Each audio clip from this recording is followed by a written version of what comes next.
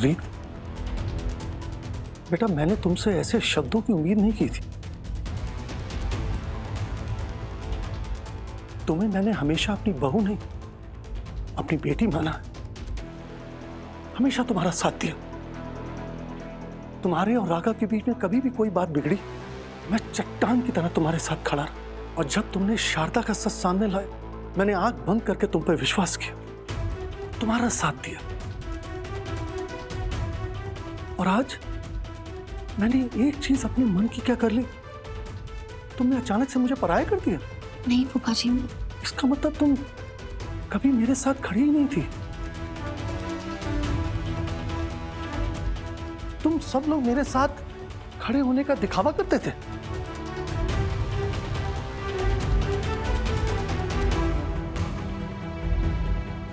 रीत, बेटा मैंने शादी की है, कोई जुर्म नहीं।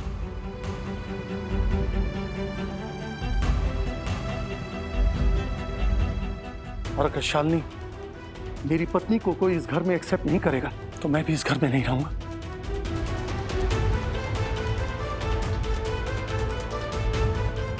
मैं शालिनी के साथ इस घर से चला जाऊंगा। हम लोग इस घर को छोड़ के किसी और घर में रह लेंगे।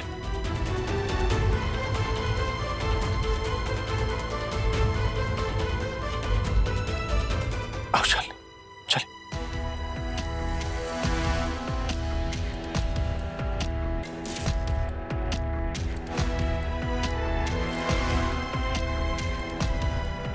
रीत, पापा जी। पापा नहीं, पापा पापा रुके रुके रुके रुके प्लीज। देखिए आपका ही तो घर है। कौन सा घर बेटा? वो घर जहां मेरी पत्नी की इज्जत ना हो। मैं जानता हूं तुम लोग मेरे इस डिसीजन से खुश नहीं, लेकिन क्या मुझे अपने निजी फैसले भी अब अपने बच्चों से पूछ के करने पड़ेंगे?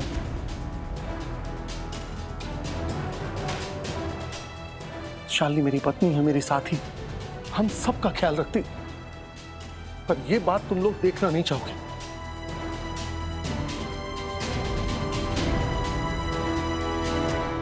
आओ शालिनी, चलो।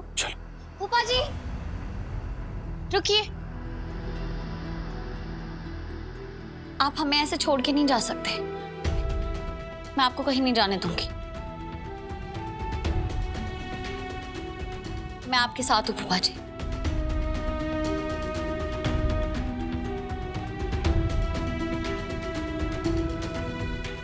और अगर इसका मतलब है कि शालिनी जी भी यहीं इसी घर में रहेगी तो हमें मंजूर है। थैंक यू सो मच री। मैं प्रॉमिस करती हूँ मैं सबका ख्याल रखूंगी। फूफा जी आप नहीं जाएंगे ना?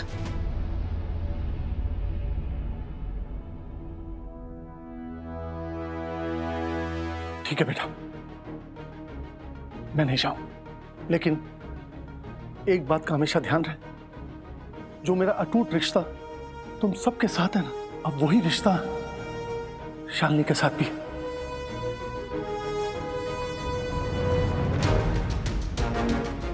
और मैं इनका साथ कभी नहीं छोड़ूंगा, हमेशा इसके साथ रहूंगा।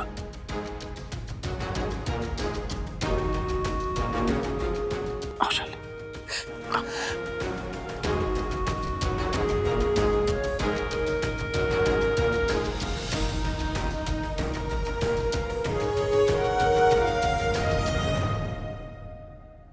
जब तक मुझे सबूत नहीं मिल रहा था कि शालिनी जी ही बुआ जी है, तब तक मैं कुछ नहीं कर सकती।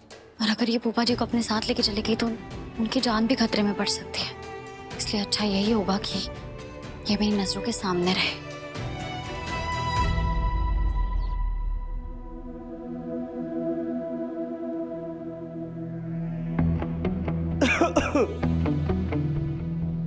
राघव सूर्यवंशी,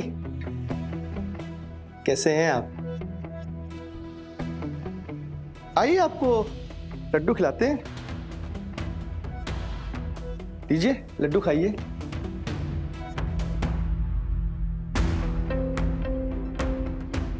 लड्डू किस बात के? आपके जीत गए हैं क्या? वो भी जीत जाएंगे एक दिन, परेशान मत होइए। पर आज का दिन बहुत शुभ है, सोचा तो आपको एक शुभ संदेश दे दे। आपके फूफा जी ने दूसरी शादी कर ली, और वो भी शालिनी जी के साथ। क्या? हाँ, आपको कहाँ विश्वास होगा, आप तो सबूत मांगते हैं। लीजिए, दिखाते हैं आपको। ये देखिए, फोटो देख के तो आपको विश्वास हो गया होगा ना। पर आप ध्यान से देखिए, इन फोटो में भी ना आपकी धर्मपत्नी कहीं भी खुश नजर नहीं आ रही है, और वैसे भी उनको दूसरों की खुशी में खुशी कहाँ मिलती है। ओह नो, श्री, तुम ये सब कैसे हैंडल कर रही होगी? तुम पर क्या बीत रही होगी? प्रीत इसलिए परेशान है क्योंकि शादी बेतुकी है। इसका कोई मतलब नहीं है। यार एक बात बताओ, तुम शादीशुदा लोगों को ना दूसरों की शादी से इतना प्रॉब्लम क्या है? अरे खुद तो शादी का लड्डू खा लेते हो और हम लोगों को खाने देते ही नहीं हो। अरे अकेलापन किसे कहते हैं, इसका एहसास भी है तुमको? हाँ, अब तो हो रहा होगा इस चार दीवारी के बीच में, और बहुत जल्दी ये अकेलापन का दर्द जिंदगी भर ना तुम्हारी बीवी को मिलने वाला है, रीत को। ये केस तो मैं जीतूंगा और तुमको तो फांसी होने वाली है। एनीवेज, लो आखिरी लड्डू खा लो। खैर कोई बात नहीं, तुम्हारी तरफ से हम ही खा लेते हैं।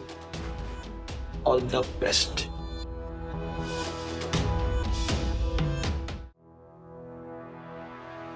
नहीं, मुझे बता देना चाहिए पापा को, शालिनी जी ही माँ है। क्या कर रहा है तू? वही कर रहा हूँ जो मुझे बहुत पहले कर देना चाहिए था। पापा को आपका सच बताने जा रहा हूँ मैं। हाँ ठीक है, बता देना।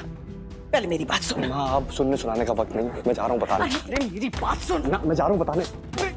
माँ, मैं तेरी माँ हूं, मैंने तुझे जन्म दिया है, तू मुझसे नहीं जीत सकता, समझा? तू जानना चाहता है ना कि मैंने तेरे पापा से क्यों शादी की? ले पढ़, अच्छी तरह से पढ़ इसे। तेरे पापा बहुत बीमार हैं, उनके पास ज्यादा टाइम नहीं है। मैंने चाहे कितने भी गुनाह किए हो, कितने भी षड्यंत्र किए हो, लेकिन मेरे पति की तरफ मेरी वफादारी, उस पर कोई उंगली नहीं उठा सकता। मैं तेरे पापा को इस हालत में छोड़कर नहीं जा सकती हूँ। मैं हमेशा खुद को तसल्ली देता था कि क्या हुआ अगर मेरी माँ एक कातिल है, एक धोखेबाज और मतलबी इंसान है, पर कम से कम भगवान ने मुझे ऐसे पापा तो दिए हैं जो नेक दिल है। अब वो मुझे छोड़कर जा रहे हैं। कैसा बेरहम मजाक है ये।